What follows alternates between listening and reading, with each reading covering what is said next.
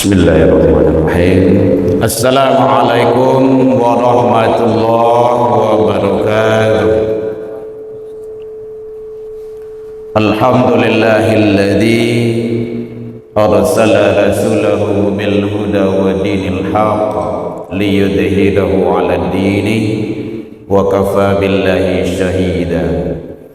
Ashhadu an la ilaha illallah wahdahu la syarika lah wa ashhadu anna Muhammadan abduhu wa rasuluh sallallahu alaihi wasallam la nabiyya ba'da amma ba'du. Hamdan wa syukran lillah, seluruh puji dan syukur kembali kita ucapkan kehadiran Allah Subhanahu wa taala. Alhamdulillah bi'idznillah wa qadarullah, dengan izin Allah sampai siang ini Allah masih berikan umur panjang, badan sehat, waktu luang dan kesempatan serta keistiqomahan hati. Mudah-mudahan kita selalu menjadi hamba-hamba yang bersyukur di sisi Allah Subhanahu wa taala hendaknya. Selawat dan salam kepada Nabi besar Muhammad sallallahu alaihi wasallam. Allahumma salli ala Muhammad wa ala ali Muhammad. Yang sama kita hormati Bapak Ibu pengurus Masjid Agung Nurul Iman yang hadir, Bapak Ibu tokoh masyarakat, tokoh agama, tokoh pendidikan yang sama kita muliakan, imam-imam kita yang hadir bersama kita selalu membimbing, Bapak Ibu jamaah, hadirin kaum muslimin rahimakumullah.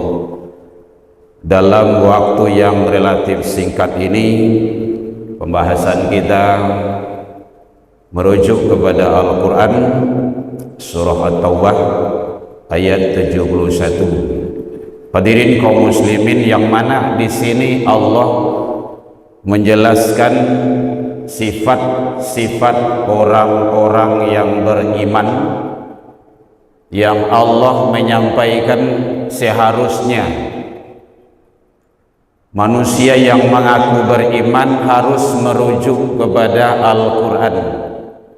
Di dalam Al-Quran Allah telah menjelaskan karakter dan sifat orang yang beriman, baik laki-laki atau perempuan.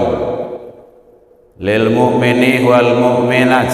Jadi orang-orang yang beriman itu pertama sekali sifatnya adalah ba'duhum awliya ba'd. Mereka satu sama lain saling tolong menolong dalam kebaikan. Kalau dia suka saling tolong menolong dalam kebaikan, berarti dia orang beriman dalam pandangan Allah.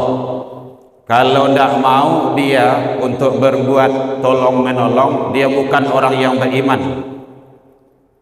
Kan Allah juga telah jelaskan dengan beraneka ragam bentuk di dalam Al-Quran, banyak ayat hadis yang menjelaskan agar kita itu satu sama lain saling tolong menolong.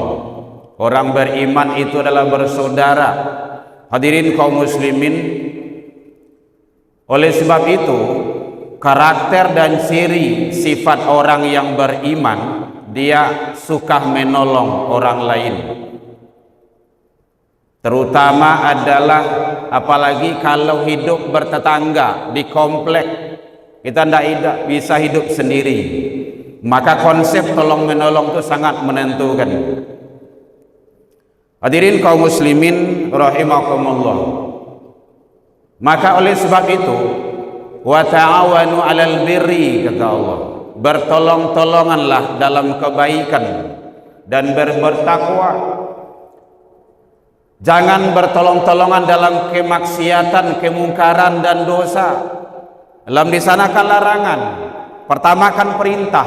Berarti Allah memerintahkan kita untuk selalu berbuat tolong menolong dalam kehidupan bermasyarakat. Kalau ini dilaksanakan dalam kehidupan bermasyarakat, insya Allah tidak akan ada yang miskin itu. Yang terlantar-terlantar itu tidak ada. Jadi bukan yang kaya semakin kaya, tetapi bagaimana yang Allah titipkan kekayaan itu untuk menolong yang di bawah. Itu yang saling tolong menolong dalam kebaikan.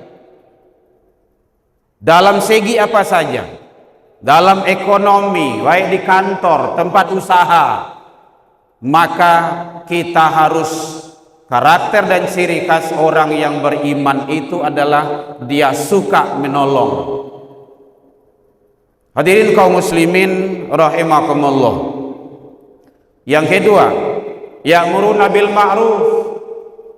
Orang yang beriman itu, kata Allah, dia suka selalu menyuruh untuk berbuat kebaikan.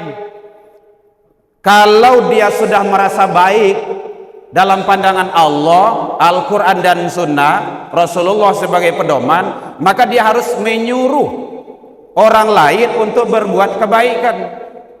Kalau soleh, jangan soleh sendiri, jangan soleh personal, tetapi bagaimana soleh berjamaah, mengajak orang. Jadi tugas kita hadirin adalah mengajak. Ya pengurus masjid, yang ajak manusia ke jalan Tuhan. Ya kita tokoh masyarakat, mengajak para guru, para buya, para ulama, para kiai, nyai, ajak kepada kebaikan. Ud'u ila sabi, ajaklah manusia ke jalan Tuhan. Namuh ndak namuh itu ndak urusan awak itu dong. Urusan kita adalah mengajak. Fa iza azamta fatawakkal 'ala Allah. Kalau kita sudah berusaha semaksimal mungkin mengajak, membawa manusia, maka serahkan kepada Allah. Hasil itu adalah hak Allah. Hadirin kaum muslimin rahimakumullah. Wa yanhauna 'anil munkar. Yang ketiga, mencegah dari kemungkaran. Akonya rumi wah. Apalagi kalau kemungkaran ko timbuannya dari ateh. Kalau di Minang diuluh namanya iye ko karua. Itu susah tuh. Tapi kalau di bawah kato manurun kan nggak begitu sulit. Nyok kato mandaki ko nun sulit wah. Ada tantangan, ada ancaman, beraneka ragam bentuk, macam-macam. Kalau kemaksiatan, kemungkaran itu timbulnya di atas. Hadirin kaum muslimin, maka kita lihat ada para ulama yang mati di tiang gantungan, para nabi yang dibunuh. Kenapa itu? Itu adalah berkaitan dengan wa yanhauna 'anil munkar, mencegah dari kemungkaran. Ternyata mencegah dari kemungkaran ini penting sekali. Kalau kemungkaran tidak dicegah, ini sangat bahaya sekali. Mencegah yang lebih afdol, yang lebih utama itu mulai dalam rumah tangga. Dalam rumah tangga, kalau start dari rumah tangga, mulainya baik, cegah kemungkaran, insya Allah tidak akan ada tawuran itu, tidak akan ada narkoba. Jadi tugasnya aparat tidak begitu repot. Kenapa? Sudah start dalam rumah tangga. Mulai awalnya itu kan pendidikan di rumah tangga.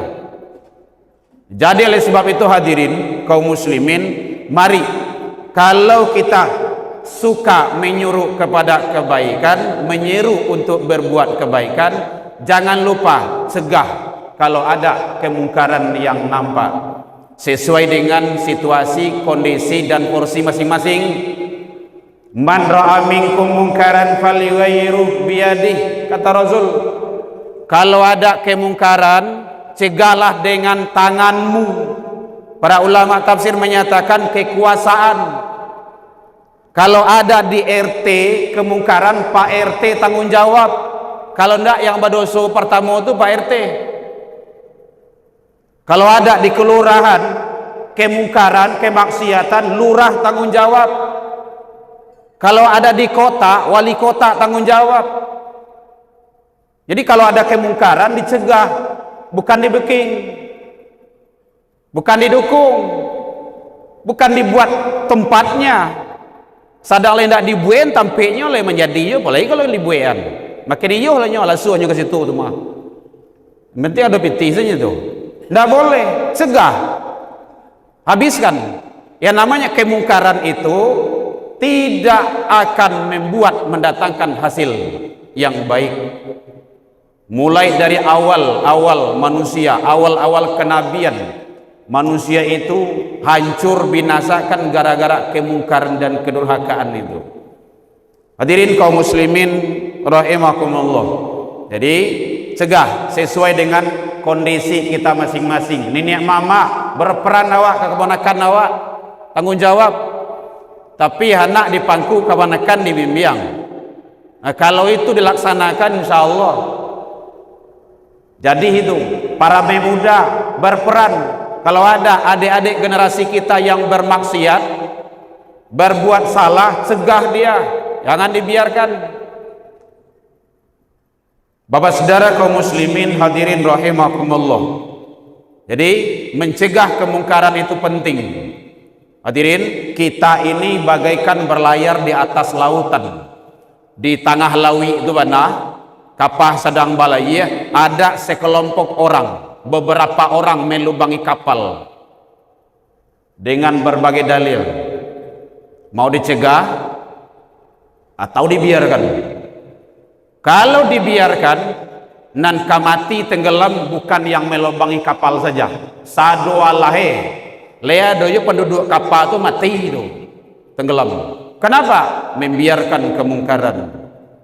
Walaupun kecil. Lihat sekarang kan LGBT, waduh, na'udzubillah. Sudah 18 ribu. Ngeri kita itu. Laki sama laki. Hewan saja, kambing jantan sama kambing jantan tidak mau itu. Ini manusia. Punya akal, diberikan Allah. Makanya hati-hati. Kita waspada, cegah kemungkaran sesuai dengan jabatan dan kondisi kita masing-masing. Hadirin kaum muslimin, wa yuqimunas shalah wa yutunaz zakah. Mendirikan salat, mendirikan salat, bukan melaksanakan salat, mendirikan salat. Iqamah itu kalau tegak tuh, berdiri. Mendirikan itu artinya nilai-nilai salat terlaksana dalam hidup dan kehidupan sehari-hari. Mudah-mudahan Allah memberikan taufik dan hidayah kepada kita bersama agar menjadi hamba-hamba yang mukmin yang sejati dalam pandangan Allah Subhanahu wa taala. Ila liqa fastabiqul khairat wa billahi taufik wal hidayah. Wassalamualaikum warahmatullahi wabarakatuh.